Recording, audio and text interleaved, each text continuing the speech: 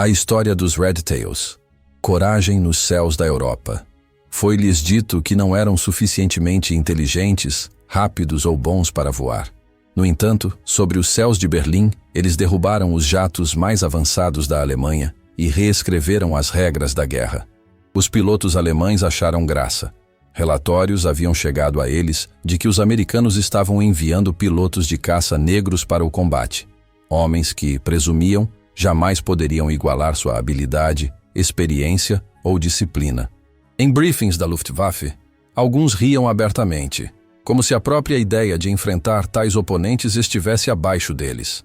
Brincavam que seriam abates fáceis. Mas esses mesmos pilotos logo encontrariam um grupo que se portava com uma determinação silenciosa, e ao final da guerra, os céus da Europa contariam uma história muito diferente. Imagine-se no início de 1944.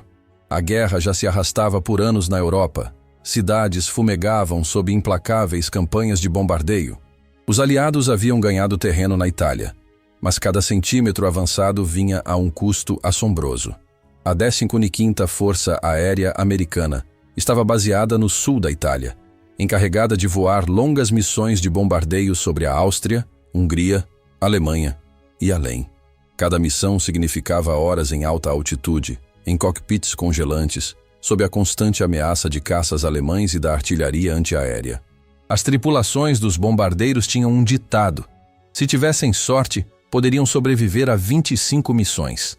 Muitos nunca chegavam tão longe. Para os homens nesses bombardeiros, uma boa escolta poderia significar a diferença entre a vida e a morte. E na primavera de 1944, quando o 3º Grupo de Caça, a unidade totalmente negra treinada em Tuskegee, chegou à Itália, eles tinham algo a provar, não apenas aos seus inimigos, mas também ao seu próprio lado. Oficiais brancos duvidavam deles. Alguns colegas americanos os viam como um experimento fadado ao fracasso. Mas os homens que viriam a ser conhecidos como os Red Tails não tinham interesse em discussões ou discursos. Sua resposta viria no ar, através da disciplina e da ação. Visualize o campo aéreo de Ramitelli, empoleirado perto da costa do Adriático. Não era glamouroso, pistas empoeiradas, tendas de lona, o vento marinho cortando o acampamento. Mas era o lar para os pilotos e equipes de terra. Cada P-51 Mustang, elegante e veloz, carregava um lampejo de vermelho em sua cauda, uma pintura destinada a identificar seu grupo. A princípio, aquele vermelho era um alvo, uma forma para outros zombarem e dizerem: lá vão os garotos de Tuskegee. Mas logo, aquele vermelho se tornou um escudo, um sinal que as tripulações dos bombardeiros procuravam no céu e respiravam mais aliviadas ao vê-lo. Ainda assim, naqueles primeiros meses, a tensão era palpável. Muitas unidades de bombardeiros não confiavam neles. Alguns comandantes até pediram para não serem escoltados por pilotos negros. O preconceito não parava nos portões de um campo aéreo, mas o 3º se portava com a disciplina incutida neles pelo coronel Benjamin O. Davis Jr., um homem que acreditava em ordem estrita, foco e em nunca dar aos críticos qualquer motivo para duvidar de seu profissionalismo. Suas ordens eram claras. Os Red Tails não buscariam glória, não abandonariam os bombardeiros para caçar abates. Sua missão era guardar aqueles grandes e pesados aviões, custe o que custasse. Essa filosofia os diferenciava. Outros grupos de escolta às vezes se separavam quando caças alemães apareciam, perseguindo aviões inimigos para suas contagens pessoais. Os Red Tails não o faziam. Eles permaneciam com os bombardeiros, mesmo que isso significasse perder oportunidades de marcar vitórias. E na guerra aérea sobre a Europa, essa lealdade se tornou lendária. Mas naqueles primeiros briefings, os pilotos alemães zombavam da ideia de enfrentar aviadores negros. Eles os viam como elos fracos na cadeia aliada. Haviam crescido acreditando em mitos de superioridade, contados desde a infância, de que pertenciam a uma raça superior. Em suas mentes, enfrentar os homens de Tuskegee seria apenas um esporte. A arrogância era densa, o riso alto. Eles não podiam imaginar a humilhação que os esperava nos céus da Europa. Para entender o impacto do que estava prestes a acontecer, é preciso vê-lo pelos olhos daquelas tripulações de bombardeiros. Imagine-se sentado dentro de um B-17 Flying Fortress, espremido em uma carcaça de metal congelante. Você ouve o rugido dos motores, sente o cheiro de óleo e suor, e olha pela janela apenas para ver dezenas de caças alemães cortando as nuvens, mergulhando em sua formação. Seus artilheiros revidam, mas você sabe as probabilidades.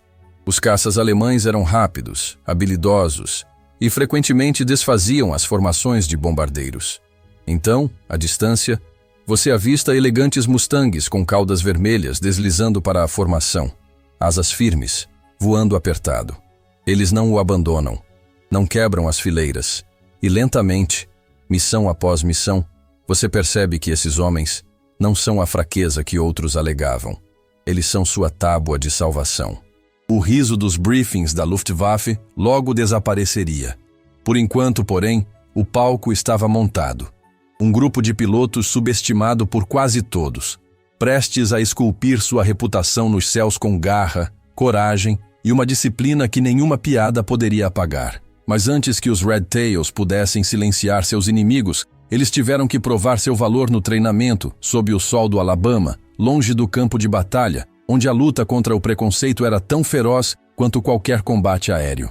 Antes que seus nomes fossem sussurrados com respeito sobre a Europa, os pilotos de Tuskegee eram apenas jovens lutando para serem levados a sério em casa.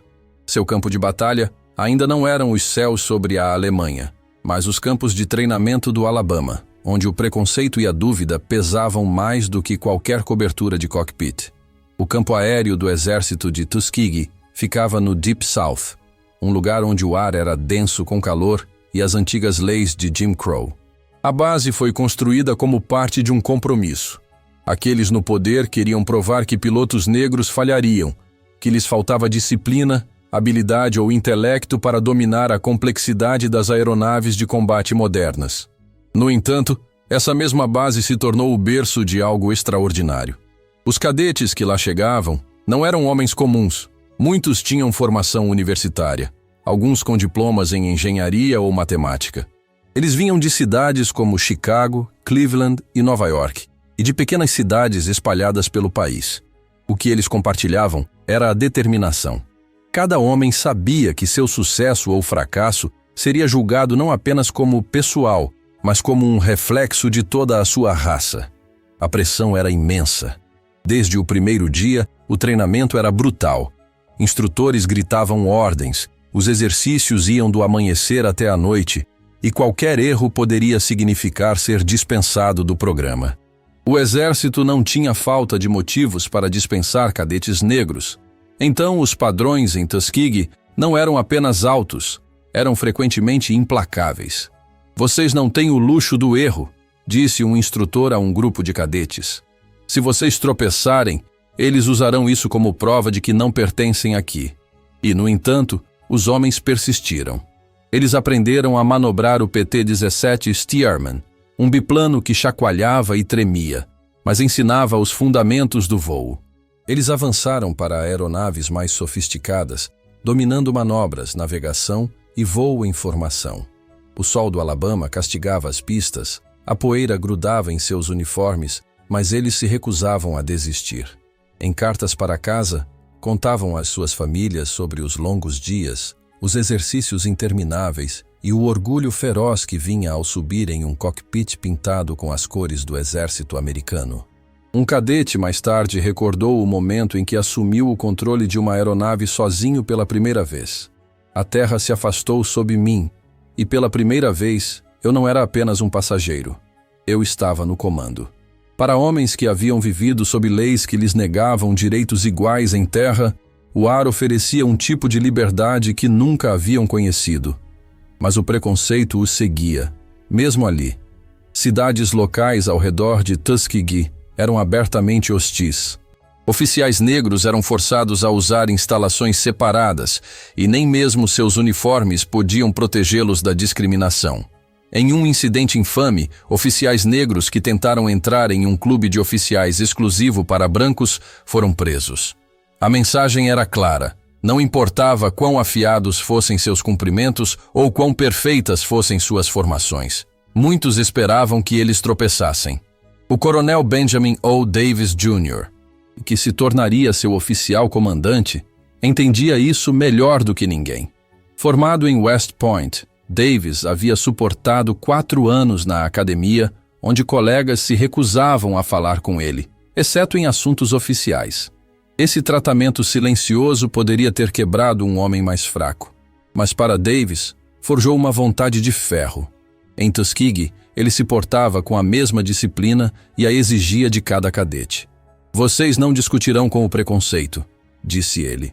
"Vocês o superarão no voo, o vencerão no combate e o sobreviverão." Dia após dia, os cadetes se transformaram em pilotos. Eles praticavam tiro, aprendendo a alinhar um alvo e disparar em rajadas, conservando munição preciosa. Eles aprenderam a voar em formação, ponta de asa com ponta de asa, confiando uns nos outros com suas vidas. E estudaram mapas e padrões climáticos, sabendo que erros de navegação poderiam matar tão certamente quanto o fogo inimigo. O que os diferenciava não era apenas a habilidade, mas a camaradagem. Cada homem sabia que carregava mais do que seu próprio futuro. Se um falhasse, os críticos diriam: "Vejam, eles não conseguem." Mas se eles tivessem sucesso, poderiam mudar a história. Esse fardo compartilhado os uniu em algo mais forte do que o preconceito. Quando se formaram, os Tuskegee Airmen não eram apenas pilotos, eram símbolos. Eles haviam sobrevivido a um treinamento projetado para fazê-los falhar. Eles haviam aprendido a dominar os céus enquanto lhes diziam a cada passo que não pertenciam a eles. Sua recompensa não eram apenas suas asas, mas a chance de lutar em uma guerra onde cada missão testaria se o experimento da América em igualdade era genuíno ou apenas mais uma promessa esperando para ser quebrada. Os homens deixaram o Alabama com orgulho, mas também com perguntas. Seu próprio país confiaria neles? As tripulações dos bombardeiros que eles juraram proteger os acolheriam? Ou a batalha contra o racismo os seguiria através do oceano, mesmo para a zona de guerra? Mas, uma vez que desembarcaram na Itália, a realidade do combate substituiria a especulação, e os Red Tails enfrentariam não apenas o fogo inimigo, mas os olhares céticos de seus próprios aliados. No início de 1944, a guerra na Europa havia atingido um ritmo brutal. Bombardeiros aliados atacavam profundamente o território controlado pela Alemanha quase diariamente, e a Luftwaffe lutava desesperadamente para proteger o Reich. Foi para essa tempestade de fogo que o 302º Grupo de Caça chegou, desembarcando de navios de transporte na costa rochosa italiana antes de seguir para o campo aéreo de Ramitelli. Ramitelli não era muito atraente. Empoleirado perto do Adriático, era pouco mais do que pistas de terra esculpidas em terras agrícolas, cercadas por tendas espalhadas e barracos de madeira temporários.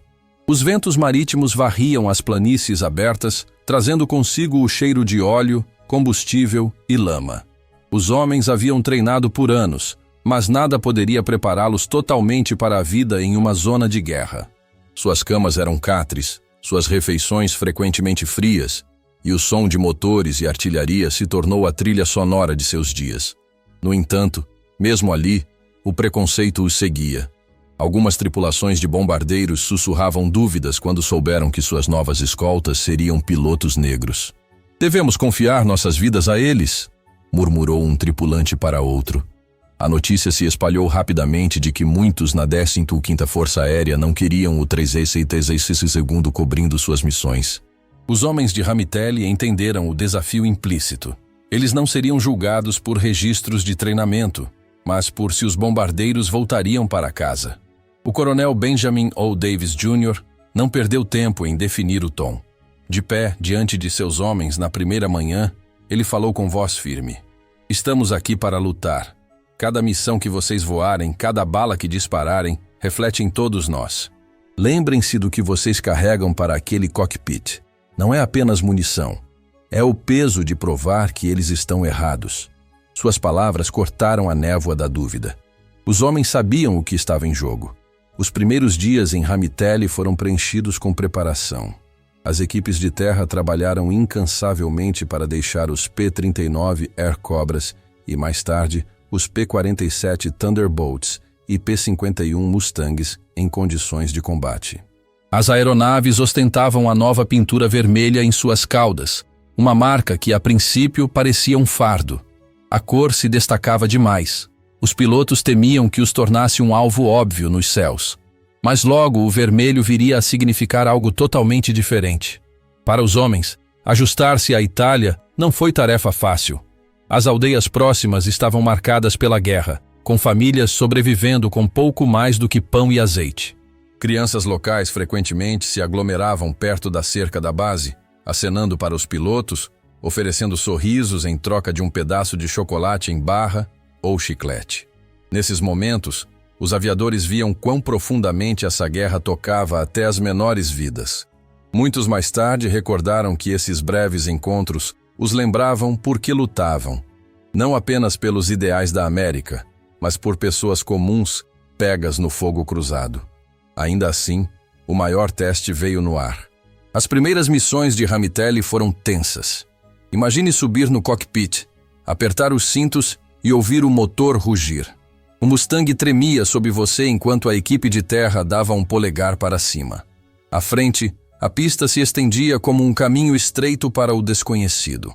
Os pilotos se alinhavam, motores gritando, e um por um, eles decolavam para o céu cinzento italiano. Sua tarefa era simples em palavras, mas mortal na prática: proteger os bombardeiros a todo custo. Os caças alemães haviam se tornado adeptos em desmantelar formações de bombardeiros. Os B-17s e B-24s se arrastavam pelo ar, lentos e vulneráveis. Eles carregavam bombas para Berlim, Viena, Munique, mas sem escoltas. Eram carne para a Luftwaffe. Nesses primeiros voos, os pilotos de Tuskegee mantiveram a formação com precisão.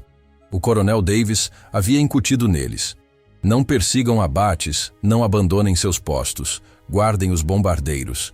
Ele repetia como um mantra. Quando as aeronaves alemãs finalmente apareceram, mergulhando do sol, os Red Tails se moveram como um só. Sua disciplina chocou tanto aliados quanto inimigos. Os bombardeiros sobreviveram, e a notícia começou a se espalhar. O 310 fica com você quando importa. Nem todos se convenceram a princípio. Algumas tripulações de bombardeiros ainda duvidavam, desconsiderando os primeiros sucessos dos Red Tails como sorte. Mas missão após missão, as estatísticas começaram a falar mais alto do que o preconceito. Menos bombardeiros eram perdidos em voos guardados pelos Red Tails em comparação com outros grupos de escolta. O ceticismo se transformou em curiosidade, e a curiosidade logo se tornou respeito. À noite, após retornar das missões, os homens do 310 se reuniam em mesas improvisadas em suas tendas. Eles trocavam histórias, seus rostos ainda sujos de óleo e exaustão. Alguns riam de situações de risco, outros sentavam-se em silêncio, olhando para suas canecas de café de estanho, lembrando-se de quão perto a morte os havia roçado naquele dia. Para eles, a Itália não era apenas um campo de batalha, era onde provariam ao mundo e a si mesmos que pertenciam aos céus. O riso dos pilotos alemães ainda ecoava em suas mentes.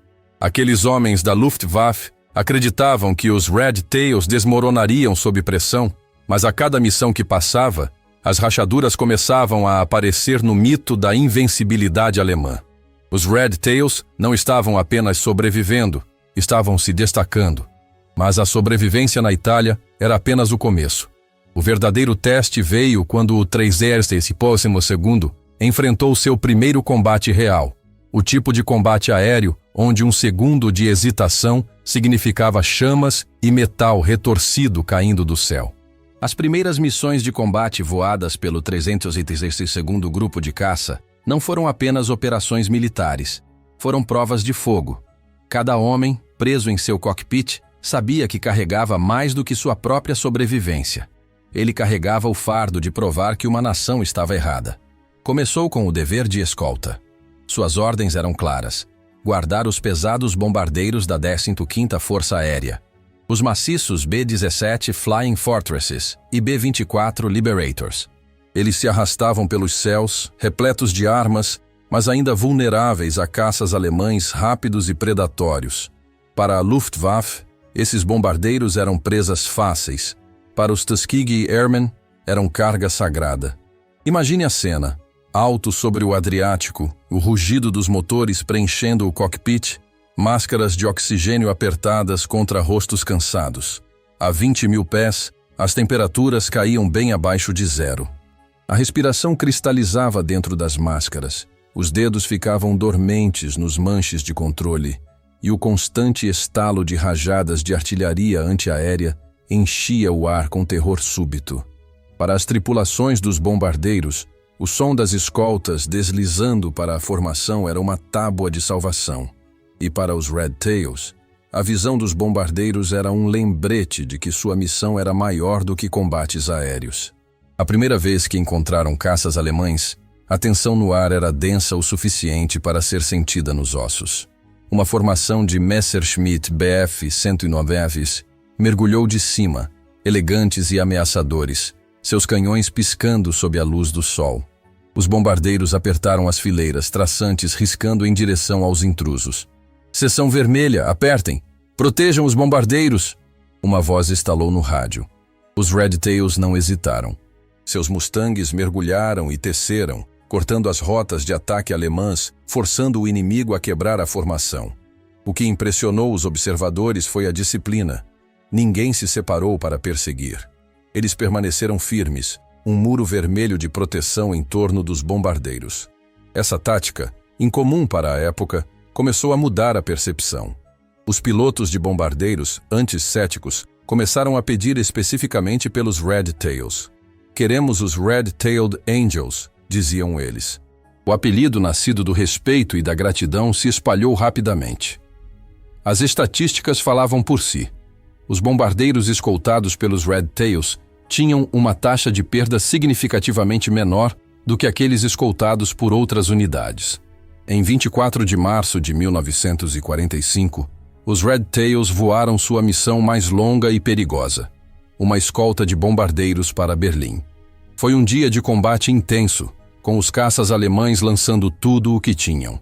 Mas os Red Tails, com sua disciplina e habilidade, prevaleceram, derrubando 3 jatos Mi-262 a jato, aeronaves consideradas o futuro da guerra aérea, e protegendo seus bombardeiros. Essa missão solidificou sua lenda.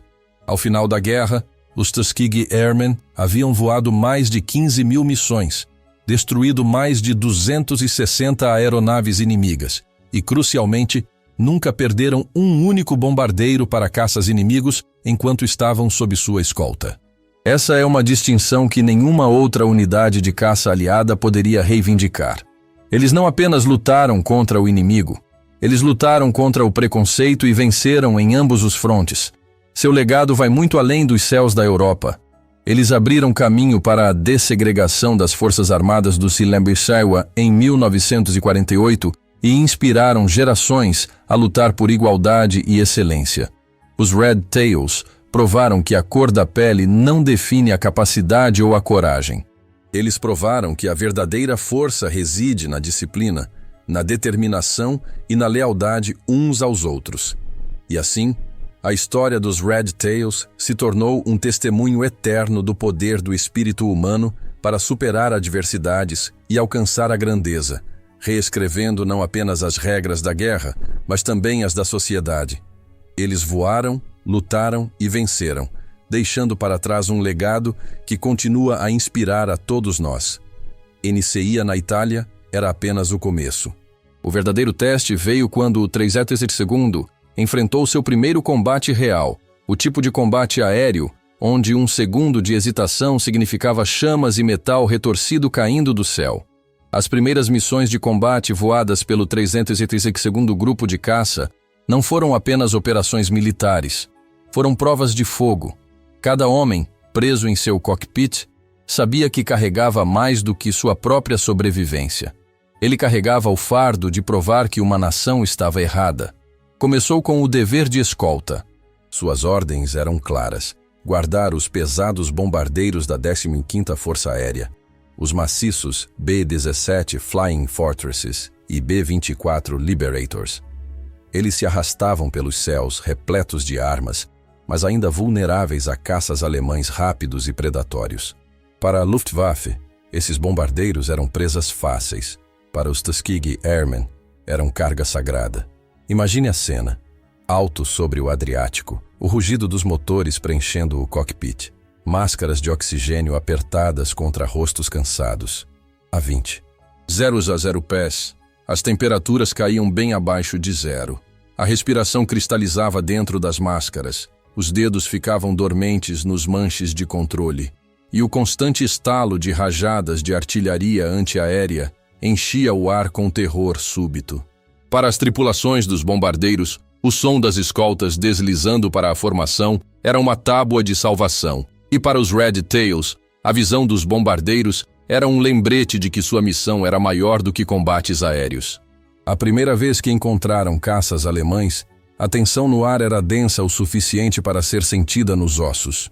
Uma formação de Messerschmitt Bf-109s mergulhou de cima, elegantes e ameaçadores, seus canhões piscando sob a luz do sol. Os bombardeiros apertaram as fileiras, traçantes riscando em direção aos intrusos. Seção vermelha, apertem! Protejam os bombardeiros! Uma voz estalou no rádio. Os Red Tails não hesitaram. Seus Mustangs mergulharam e teceram, cortando as rotas de ataque alemãs, forçando o inimigo a quebrar a formação. O que impressionou os observadores foi a disciplina. Ninguém se separou para perseguir. Eles permaneceram firmes, um muro vermelho de proteção em torno dos bombardeiros. Essa tática, incomum para a época, começou a mudar a percepção. Os pilotos de bombardeiros, anticéticos, começaram a pedir especificamente pelos Red Tails. "Queremos os Red-Tailed Angels", diziam eles. O apelido, nascido do respeito e da gratidão, se espalhou rapidamente. As estatísticas falavam por si. Os bombardeiros escoltados pelos Red Tails tinham uma taxa de perda significativamente menor do que aqueles escoltados por outras unidades. Em 24 de março de 1945, os Red Tails voaram sua missão mais longa e perigosa, uma escolta de bombardeiros para Berlim. Foi um dia de combate intenso, com os caças alemães lançando tudo o que tinham. Mas os Red Tails, com sua disciplina e habilidade, prevaleceram, derrubando 3 jatos Mi-262 a jato, aeronaves consideradas o futuro da guerra aérea, e protegendo seus bombardeiros. Essa missão solidificou sua lenda. Ao final da guerra, os Tuskegee Airmen haviam voado mais de 15 mil missões, destruído mais de 260 aeronaves inimigas e, crucialmente, nunca perderam um único bombardeiro para caças inimigos, enquanto estavam sob sua escolta. Essa é uma distinção que nenhuma outra unidade de caça aliada poderia reivindicar. Eles não apenas lutaram contra o inimigo, eles lutaram contra o preconceito e venceram em ambos os frontes. Seu legado vai muito além dos céus da Europa. Eles abriram caminho para a dessegregação das Forças Armadas dos EUA em 1948 e inspiraram gerações a lutar por igualdade e excelência. Os Red Tails provaram que a cor da pele não define a capacidade ou a coragem. Eles provaram que a verdadeira força reside na disciplina, na determinação e na lealdade uns aos outros. E assim, a história dos Red Tails se tornou um testemunho eterno do poder do espírito humano, para superar adversidades e alcançar a grandeza, reescrevendo não apenas as regras da guerra, mas também as da sociedade. Eles voaram, lutaram e venceram, deixando para trás um legado que continua a inspirar a todos nós. A chegada à Itália marcou uma transição fundamental. O treinamento rigoroso no Alabama, embora essencial, não poderia simular completamente a imprevisibilidade e o terror do combate real. Os pilotos, agora em um teatro de guerra ativo, enfrentavam não apenas a ameaça constante dos caças inimigos e da artilharia antiaérea, mas também a pressão psicológica de saber que cada voo poderia ser o último.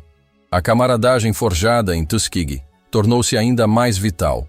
Nas noites frias de Ramitelli, os homens se reuniam, compartilhando histórias, medos e esperanças.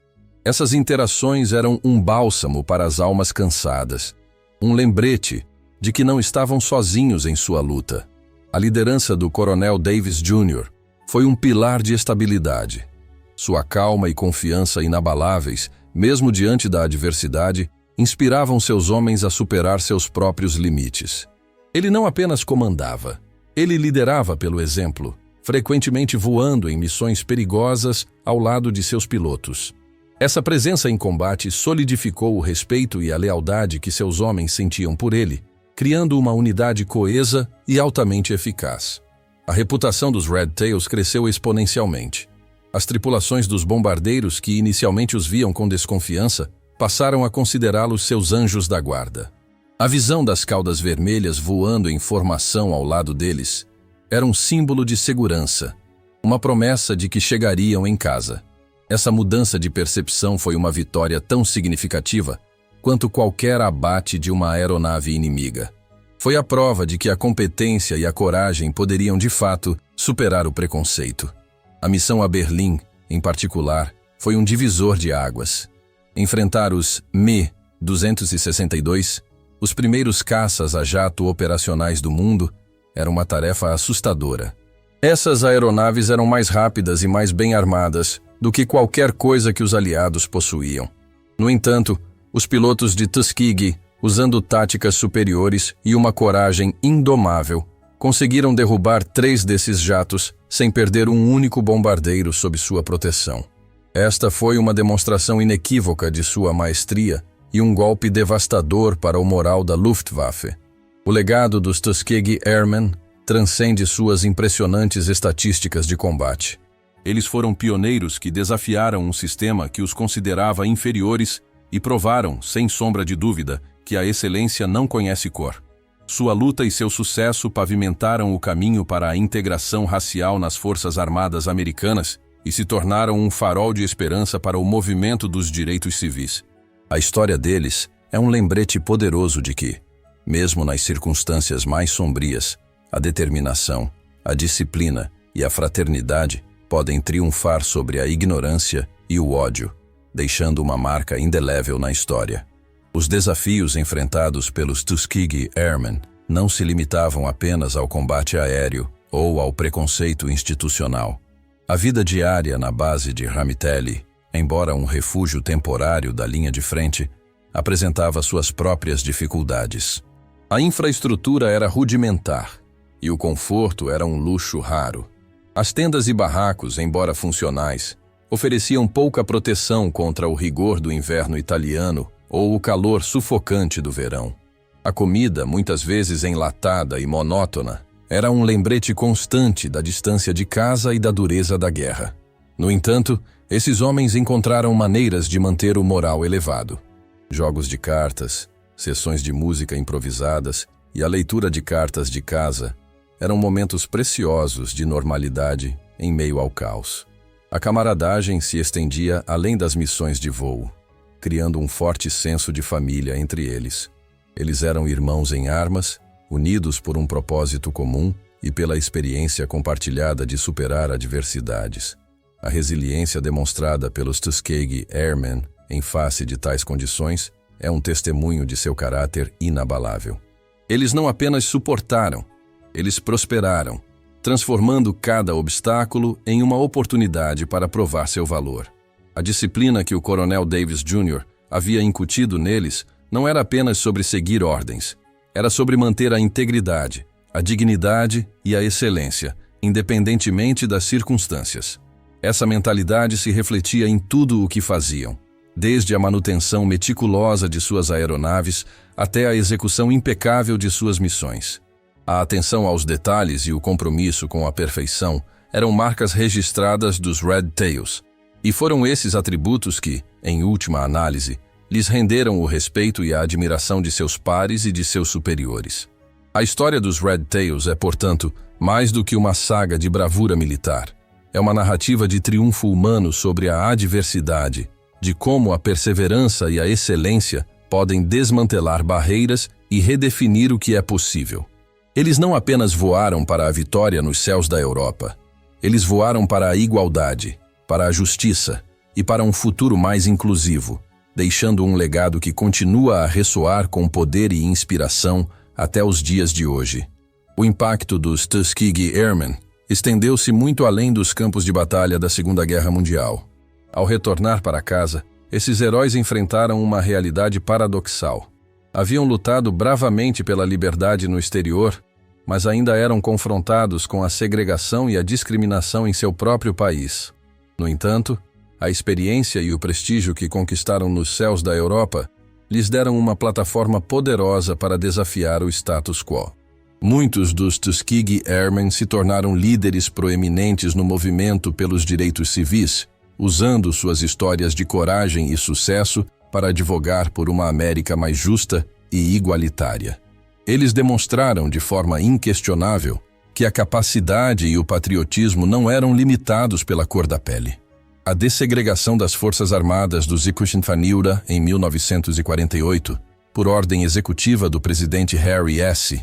Truman, foi um marco crucial, e a performance exemplar dos Tuskegee Airmen foi um fator decisivo nessa decisão histórica. Eles não apenas abriram as portas para outros afro-americanos nas Forças Armadas, mas também inspiraram uma geração a lutar por seus direitos civis em todas as esferas da sociedade. A história deles ressoa com a mensagem de que a verdadeira bravura não está apenas em enfrentar o inimigo no campo de batalha, mas também em desafiar as injustiças sociais e lutar por um mundo onde todos sejam julgados pelo conteúdo de seu caráter, e não pela cor de sua pele. O legado dos Red Tails é um farol de esperança e um lembrete constante do poder da resiliência humana e da busca incansável pela igualdade. Suas conquistas continuam a inspirar jovens de todas as origens a perseguir seus sonhos, a superar obstáculos e a acreditar em seu próprio potencial, independentemente das expectativas limitantes da sociedade. Eles não apenas voaram, eles elevaram a humanidade. Assim, a saga dos Red Tails se entrelaça com a própria tapeçaria da história americana, não apenas como um capítulo de heroísmo militar, mas como um poderoso catalisador para a mudança social. Eles demonstraram que a verdadeira força de uma nação reside na sua capacidade de abraçar a diversidade e de capacitar todos os seus cidadãos a alcançar seu pleno potencial. A história deles é um eco persistente de que a luta pela igualdade é uma jornada contínua, mas que cada passo dado com coragem e convicção pode mover montanhas. Os céus que eles conquistaram não eram apenas um campo de batalha, mas um palco onde a dignidade humana foi reafirmada e onde o sonho de uma sociedade mais justa começou a tomar forma. Que a memória dos Tuskegee Airmen continue a nos guiar, lembrando-nos de que a coragem não tem cor e que a determinação pode, de fato, reescrever o destino. Eles não eram apenas pilotos, eram visionários, cujas asas cortaram não só o ar, mas também as correntes do preconceito. A cada voo, a cada combate vencido, eles não apenas defendiam os ideais de liberdade, mas também os personificavam. A história dos Red Tails é um hino à resiliência do espírito humano, um lembrete de que a verdadeira grandeza reside na capacidade de superar as expectativas mais baixas e de voar mais alto do que qualquer barreira imposta. Que seu legado continue a inspirar a todos nós a buscar a excelência, a lutar pela justiça e a acreditar no poder transformador da coragem e da determinação. Eles nos ensinaram que, com fé em si mesmos e uns nos outros, não há céu que não possa ser alcançado.